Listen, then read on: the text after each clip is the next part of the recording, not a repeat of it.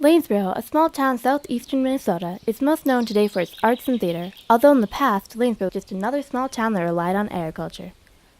Most tourists wouldn't know that from how it looks now, unless they visited the sales barn, of course. Residents see it differently, as most have or know someone who has lived, worked on, or visited a family farm. When someone asks a person here in Lanesboro, does agriculture still matter today, most residents would respond. Oh, absolutely. It was important in the past, and it's important now, and it's going to be important in the future. Farming is a very important industry, period. Oh, definitely. Yeah, it's always been a farm community. Farming? Yes. Well, the farming helps build the economy around here. It gives jobs, to the grain elevator, then the sales barn, and people come into town with their cattle and things like that and do shopping and stuff like that. It's definitely interesting and important because, it's one of the main things that started Lanesboro and stuff. Agriculture is undeniably a part of many families' history. When the Homestead Act was enacted in 1862, many people and families moved to the area to start a new life. This is where the tradition of family farms started, and many of the people who first acquired land still have it in their families today. Some of the families that have been around for generations are the Ryans, Torgersons, and many others. One of these such families, the Horhans, have been farming here for 3 generations. My name is Kevin Horahan. I am from Lanesboro, Minnesota, and I am 33 years old. Our farm is about 1,200 acres. We have 600 acres of cropland and about 600 acres of wooded and pasture land. We have a river bottom that's flat, and then all the other fields are kind of rolling hills, and most of our pasture is really rugged land. My grandfather or great-grandfather bought the farm in 1912, and I think it was probably like a little bit like Ireland, the hills and the rivers. I am John Horahan. I live north of Lanesboro on a family farm. When I say family farm, that's usually a mom and dad and some kids, which I'm the 3rd generation on our farm. My son's the 4th. And everybody is involved in it. What I did was, as a young person on the farm, we had milk cows and chickens and pigs. So we would help milk cows, usually more so in the evening, not the morning chores too much, because my dad would do that. We would be ready for school. But after school, we'd get home, feed the cows, clean the barn out, milk the cows, and be in the house by 7 o'clock. That was our goal. Rural people do come to town and socialize, go to the churches, at the local, just the restaurant. Like the White Front, the famous White Front. That's where everybody went when we were in school. I mean, if after a game, where are you supposed to meet? Well, I'll meet you at the White Front, because they had 25-cent hamburgers, and I think a malt was 25 cents, I believe. Most of the businesses were agriculture related, back like 100 years ago, but now there's maybe 1 or 2 in town that deal with agriculture. The sales barn was a big place to go. Everybody went there on a Friday afternoon. That was when they had the sale, and you couldn't even get in the door. It was so packed with people. It's a very important place, the sales barn is, because you have to have a place to sell your cattle, and they've done a good job of getting buyers to come to the barn. Hey, well, all right, sir, here we go there, and what are they going to give for 'em? I have a $600 down here. Joel Nelson from Lanesboro Sales Commission. Started in 1947 and just kept expanding from there. Well, basically what you do is, like, say for yourself, if you had 3-4 cows and you raised them up in their calves, well, you could bring them to us, and then we'll go to work for you, and you consign them to the market, and we go to work and we get them weighed, and then we bring them in the ring and we'll auction them off to the highest bidder.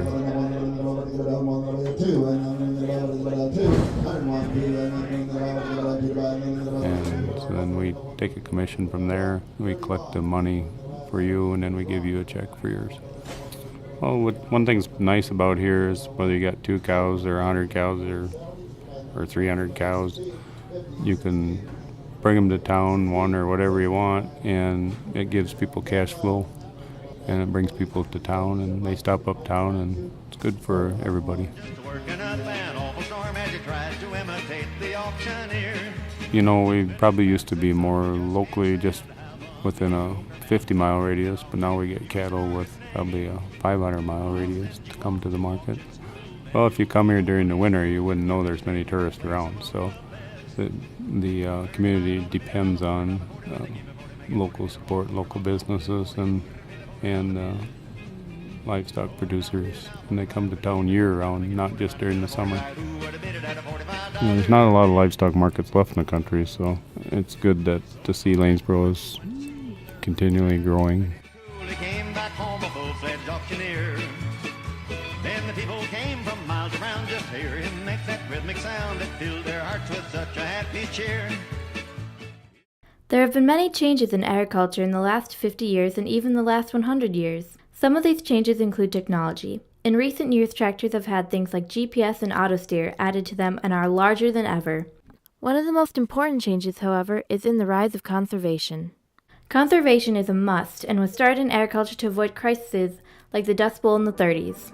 Many organizations and laws have been put into place to help with conservation, and one of these such organizations is National Resources Conservation Service. NRCS, for short, is an optional organization that pays farmers to try new programs for conservation, among other things. If you look closely at the soil as a plow cuts a slice through it, you may be surprised. Like a layer cake, the soil is in layers too. On top is the icing, a soft, spongy layer called topsoil that grows most of our food. Now, we're not taking good care of our precious topsoil when we plow steep land or when we plow up and down hills or burn off what's left of plants we've used instead of letting it decay back into the soil. Such things weaken our topsoil, and from poor, weak topsoil, we get poor crops like this. Just one hard rain on soil we haven't treated right, and topsoil nature has spent millions of years making is washed down the rushing rivers and off to the sea.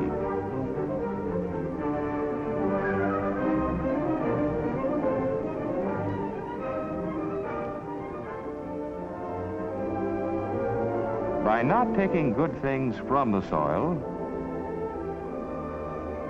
and by adding good things to the soil, we can take care of it, build it up. The name for the way of farming that's good for the soil is conservation farming. It's the best way to get the best crops and the most food for city people as well as farmers, all from the layer of topsoil powdered so thinly over the face of our earth.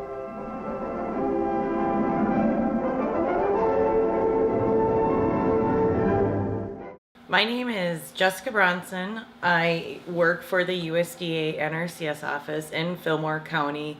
Southeast Minnesota has a very different landscape. This area is called the driftless area. I don't know if, so we've got a really sensitive feature in this area. We're really fortunate to have this luxury. With the contour farming, with the way our fields are, we've got hills, we've got really steep slopes. Steep slopes are, you're at 17 to 24% slope coming down. With the contouring, what it does is it cuts those slope lengths off. So we go out and we lay contour lines, and so then that's the way the farmers can farm on the contour. So when it rains, you don't have your rows for your corn and beans going down the hill. They're going across that slope so that water gets cut off. So it's not making those big ditches. They used to moldboard plow everything, where it would just, if it plows, you just turn the soil over, everything's black. And now it's minimum till or no till. You just go in and you go through it one time or none at all. It's just a plant right in the corn stalks, and there's more cover, and there just isn't the erosion that we used to have. And when I was a kid, we'd always have a high water event or a flood every year.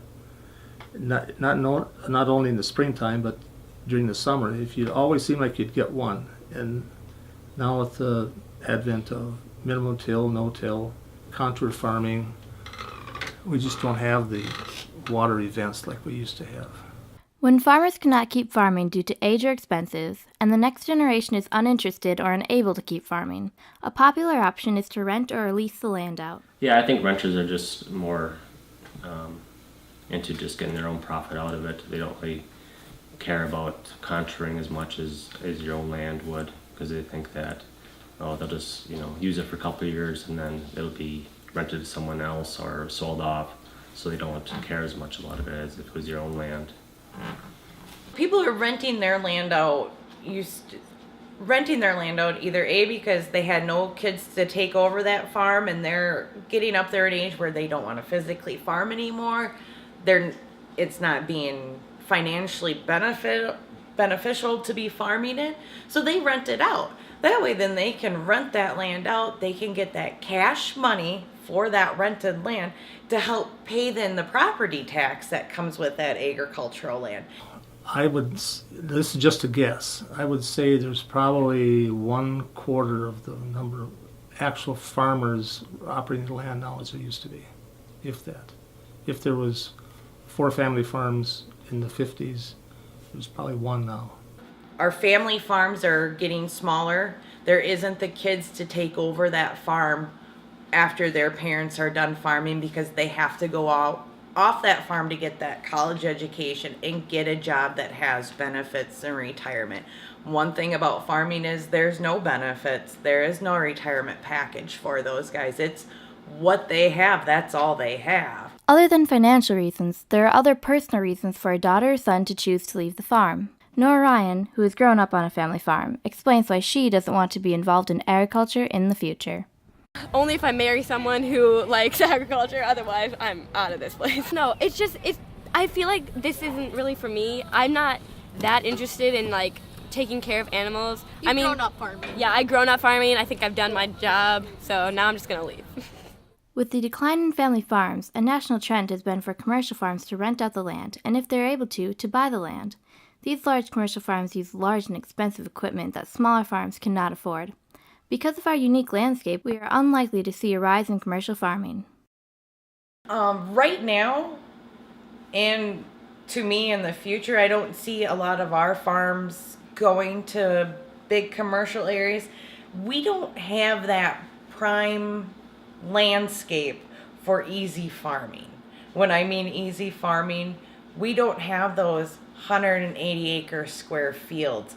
Our fields over in this area, especially the Lanesboro area, they're what we call chopped. So you have 2 acre strips running in a farm. When these, like on a commercial farm, they're going to be coming in and bringing in their 36-row planters. Well, that doesn't fit our landscape on this side. Around the country today, many ag courses and extracurriculars are decreasing in number and participants. At Lanesboro schools, it seems that this is not the case.